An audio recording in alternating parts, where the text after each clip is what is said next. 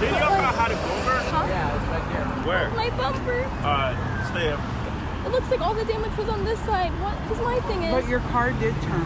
It did turn? I saw your car turn. My car turned? Did you close your eyes? Yes, I closed my eyes. Why the hell would I keep my eye open? Oh, sorry. I don't know. I just feel like I'm feeling everything. Should I tell him that? Well, your bumper ended up way back. Should I tell him that? How did nobody else get hit? How? Stay this way though. They're gonna take my car. Huh? They're gonna take my car to take pictures. You said I turned. So I saw My the eyes car were turn in my rearview mirror, and it was her car. It wasn't the other car that turned. No, I get it. The other car hit her and she lost control. I get that.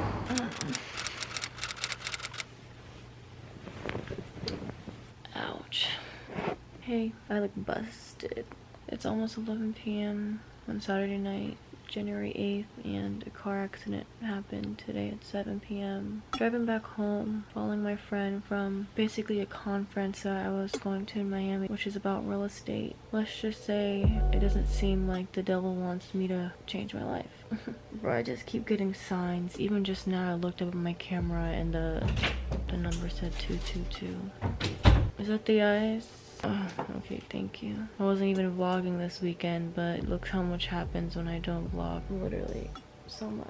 And I don't know, I feel like I should talk to it because I don't want to forget stuff. Because before leaving the conference, I was telling Cece, I feel like I should do this. Like when the guy said who's gonna sign up and do the path and do the mentorship, when I tell you my hand flew up, and I don't even know how it flew up because usually I overthink. The first question is like, who knows that they want training or whatever. That's when I put my hand up. The next question was like, who knows that they're gonna go with the thing? And then like the people who wanted to do it stood up, and next thing you know, I find myself standing up. And in the back of my head, I'm just like, I didn't even process my thoughts before standing up and shooting my hand up, and usually I assess and overthink stuff, you know, but I didn't. And that's what I was telling Cece. This is something that's literally gonna change the dynamic of our lives. After raising my hand and standing up, when I sat down and I checked the time, it was 5:55, so it was 5:55. Ever since I moved, I'm telling you, I just keep seeing angel numbers. All I know, I was in the middle of praying before the accident happened, and I was telling God, and I was tearing up, and I was just like,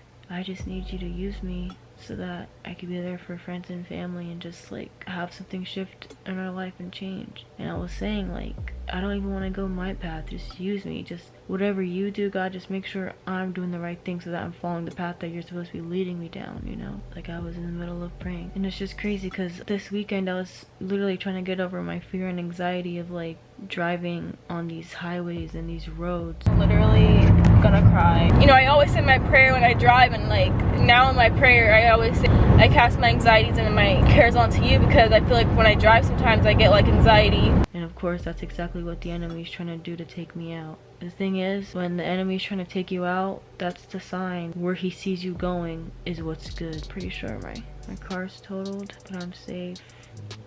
Yeah, your car's totaled. There's just some, I mean, yeah, they said it too.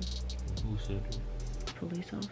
I feel like I'm probably gonna have to do like a regular video of me talking about the accident. You have the ice. Yeah, you want just bare ice? You don't want anything wrapped around it? I just want to feel the cold. Where you gonna put it? I don't even know, bro, because at this point my whole back needs it.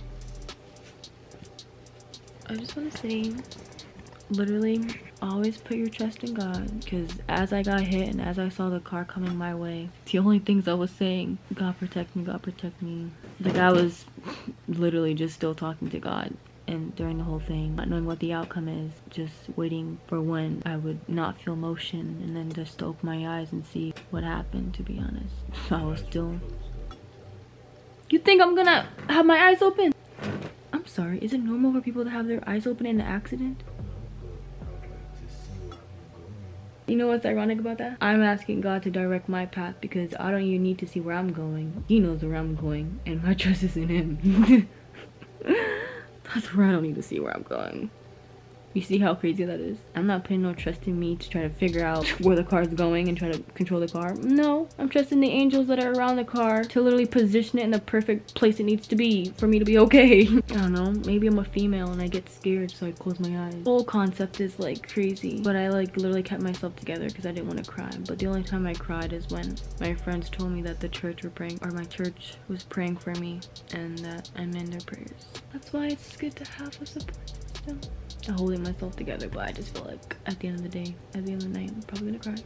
Grateful tears, happy tears, tears of like, this could have been worse. Look at me, got on a hit and run in the middle of Miami. I don't drive to Miami and I'm over here talking to my camera like I always do. A couple hours later. You're still wondering how it happened? I told you, bro, I was in the middle lane or the left lane and I'm just driving, praying out loud, and then all of a sudden I see a car. Like, imagine you're straight ahead but you see like something like right here blocking your whole view, like a whole, like a big object just right sideways right here out of nowhere. That's literally what I saw, and then as soon as I saw that I was like, what the hell's that? You know what type of car it was? I'm pretty sure it was like a tannish, like Toyota or something like that. That's what they said, it was a car. But for me, it was just some big, huge object. Like, do I think what? You want me to predict what happened to their car? Yeah, like, where did their car come from? That's a good question. I don't know. Like, but sometimes car comes out of nowhere because Cece heard a screech or whatever. I don't know. It literally, I don't, when it's the devil's work, trust me, you don't know. It just happens sometimes. Like, I truthfully don't know where that car came from. I have no idea. How did the car end up on the other side of the turnpike? I have no idea. You don't think I was confused? Why the hell there was no other car next to me? Make it make sense, Charlie, because I don't know. And for them to get back in the car and just drive away. But clearly a car hit me because the paint mark is on my car. They were in front of me. Because my thing is, they must be in front of me if they hit the front of my car. They didn't hit the back of my car. Okay, so like, which part of their car is it? Sebi, all I saw was an object and I closed my eyes. That's what I'm telling you. That's why So you I don't saw an know. object getting close to your car and you closed I didn't see the object getting close. I saw the object in front for a quick second. That's it. and you didn't get to see which part of their car got hit? No, because all I saw was an object. The object didn't even look like a color to me. Maybe because it was dark outside, but the object, the object literally looked like a dark object. It didn't even have a color to me. I'm telling you, it looked like a shadow, like a dark shadow, like, because when I saw across the street, the guy was like, oh, that's the car that hit you. Back of my head, that's not what I saw. Were you able to see the car from across the street?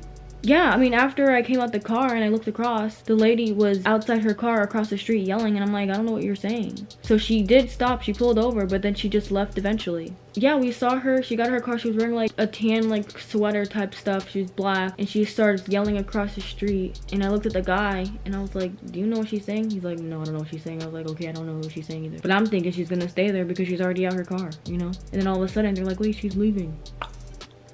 What do you mean she's leaving? And that's when I started freaking out. I was freaking out because how are you gonna leave? You caused this. That's the only part I was freaking out about. Because I'm just like, how are things gonna be handled if the person left? And then in the back of my head, I'm regretting by not taking a picture, but like, how was I gonna cross the road? People are going like 90 miles an hour. Can't cross the road. That's the only thing I regret, was not taking a picture of across the street, literally. Because maybe the picture could have helped.